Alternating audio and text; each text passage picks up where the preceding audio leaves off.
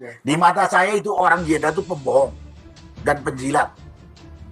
Pak Luhut. Sama pembohongnya dengan Pak Jokowi. Pak Luhut. Ya kurang lebih. Pak Luhut Panjaitan. Hah? LP. Ya pokoknya itu Bapak itu udah nyebut kan? Ya nggak apa-apa. Pak Luhut Panjaitan kan? Emang dia bilang bersaksi. Saya saksi. Di mata saya itu pembohong dan penjilat. Kenapa? Dia berkata dengan nada seperti itu udah berkali-kali. Iya. Dari mulai waktu masalah COVID, dia katakan perusahaannya nggak ada terlibat dalam pengadaan alat-alat kesehatan.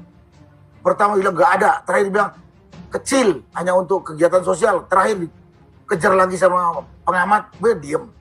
Ya. Habis itu dia menjelang masa pilpres, dia mengatakan saya punya big data. Sekian ratus juta rakyat Indonesia mengendangi Jokowi 3 periode. 3 periode. Dikejar, nggak muncul. Nggak muncul big data itu ya. Makanya saya bilang, ini antara pembohong dan penjilat. Ya, kenal Luhut Panjaitan dan kita semua juga tahu, cuman nggak mau ngomong saja. Siapa Luhut di eranya Jokowi ini? Gitu. Dulu waktu ya Pilpres 2019 lah, Luhut mengatakan menyindir Prabowo, bilang begini, tentara jadi pecat, masa mau jadi presiden? Enggak lah. Itu sebetulnya masalah yang bisa kita baca siapa itu Luhut. Nah, kemudian setelah era Jokowi, dia kan jadi apa? Dia tuh di mana-mana disebut sebagai menteri segala urusan. Saking rakusnya pada jabatan.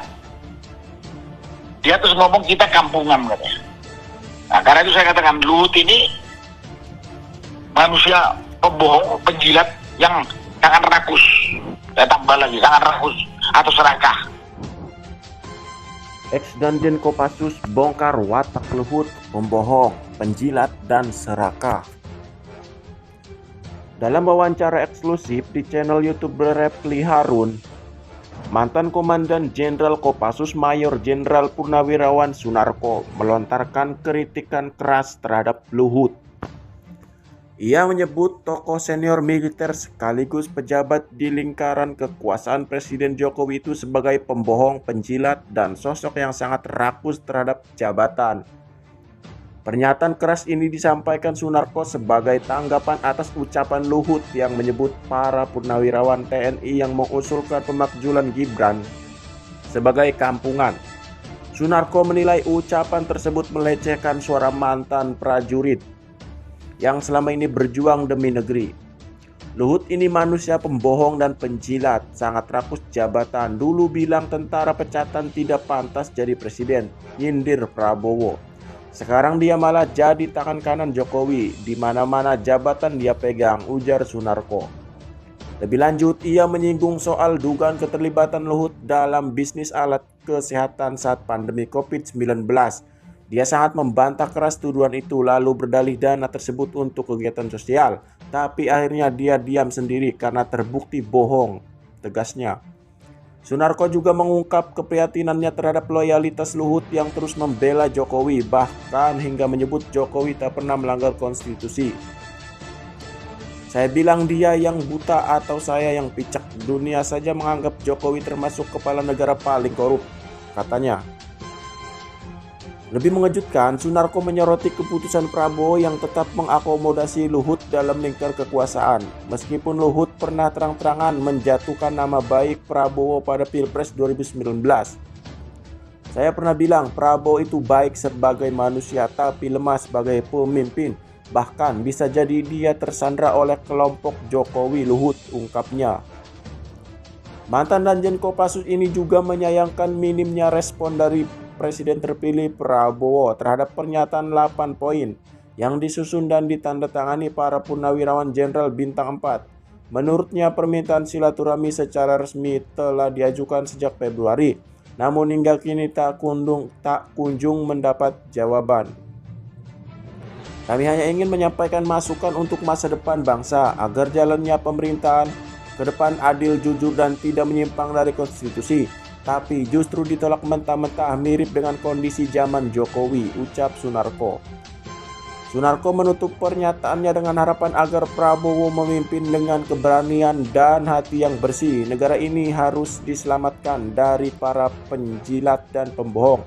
Jika tidak, penderitaan rakyat akan terus berlanjut, pungkas Sunarko. Dia dulu pada saat ada wabah COVID, dia diserang oleh banyak pengamat yang mengatakan perusahaan si Luhut ini mengambil manfaat dari bisnis alat-alat kesehatan.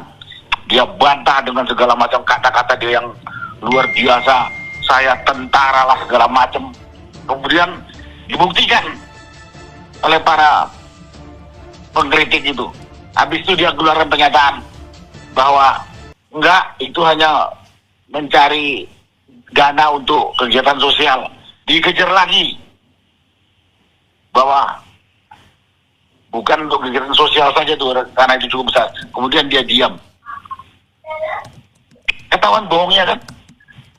Kemudian dia era ini menjelang Pilpres 2024, dia mengatakan saya punya big data, sekian ratus juta rakyat Indonesia mengendaki Jokowi 30D. Dikejar mana itu big data? Gak ada. Dan dia pernah ribut sama si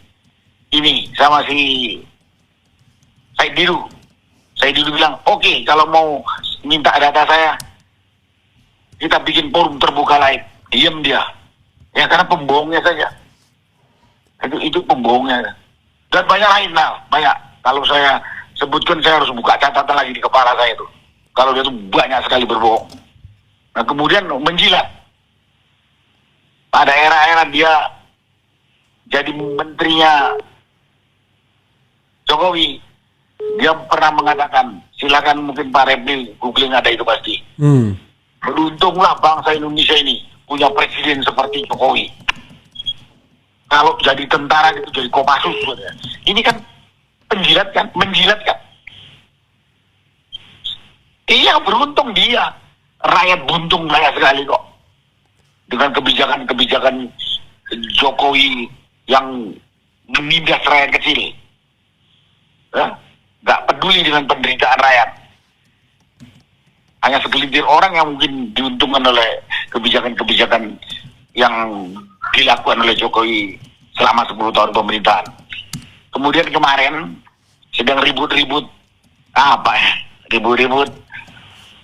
yang menuntut mengadili Jokowi karena 10 tahun dia memimpin negara ini, bikin bangsa ini kacau balau, atau paling halus yang tidak baik-baik saja. Dia katakan gini, 10 tahun saya mendampingi Jokowi, gak pernah saya lihat tuh Jokowi melanggar konstitusi dan melanggar hukum. Saya bilang, yang buta dia atau saya? Yang picek si Luhut atau saya? Dunia saja menuntut, memberi predikat kepada Jokowi bahwa dialah kepala negara atau nomor berapa, nomor 2 atau nomor 3 paling korup dan terlibat tindak kriminal. Rakyat dari Sabang sampai Merauke menuntut tangkap dan adili Jokowi. Dia bilang katanya nggak pernah melihat Jokowi melanggar konstitusi dan hukum. Ini menjilat nggak? Ini penjilat tidak? Belum lagi selama dia menjabat sebagai menteri, dulu katanya menteri apa itu, Menko Investasi, Maritim dan Investasi. Hampir semua jabatan dia rangkap-rangkap. Celaka nggak itu? Dari dulu kita selalu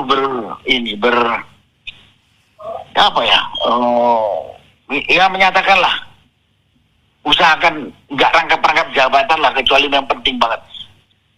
Celaka nggak itu? Belum kalau masalah pribadi, perusahaan pribadi, ya udah nanti kalau ngomongin masalah perusahaan pribadi yang begitu banyak, dikira kita iri. Enggak, kita nggak ada yang iri. Mau dia kuasain apapun terserah. Tapi jangan negara ini yang jadi korban. Notabene rakyat Indonesia yang menderita gitu. Pak Narko ya, ada satu hal yang menjadi tanda tanya besar ya. Bahwa Pak Luhut ini katakanlah mantan atasannya Pak Prabowo waktu di Kopassus ya, pernah satu masa yang sama ya. Pak Luhut ketuanya, wakilnya Pak Prabowo. Kemudian Pak Luhut ini pula yang menjadi yang backup mati-matian Pak Jokowi melawan Prabowo Subianto. Tapi sekarang kenapa Prabowo masih mengangkatnya sebagai pejabat yang penting dan ikut dalam sidang kabinet segala, bahkan walaupun dalam tanda kutip cuma ketua Dewan Ekonomi Nasional, masih terlihat powernya begitu kuat. Bagaimana menurut pendapat Pak Narko? Kalau mau tahu masalah itu yang paling tepat dan paling benar, tanya langsung kepada Prabowo. Kenapa manusia yang sudah merendahkan martabatnya masih dipakai? Kalau menurut saya inilah kelemahan pribadi, kelemahan leadershipnya Prabowo. Atau ada sesuatu masalah pribadi Prabowo yang diketahui Luhut yang dijadikan kartu truf atau sebagai kunci sehingga Prabowo nggak berani. Tapi saya pernah ngomong, Prabowo itu baik sebagai manusia, tapi sebagai pemimpin dia lemah, saya bilang. Sekarang dia udah presiden, masih mau diatur-atur sama bekas presiden. Jadi di samping dia lemah, mungkin dia punya juga satu kelemahan yang dipegang oleh kelompok-kelompok lain, ya kelompoknya Jokowi CS, di dalamnya ada Luhut.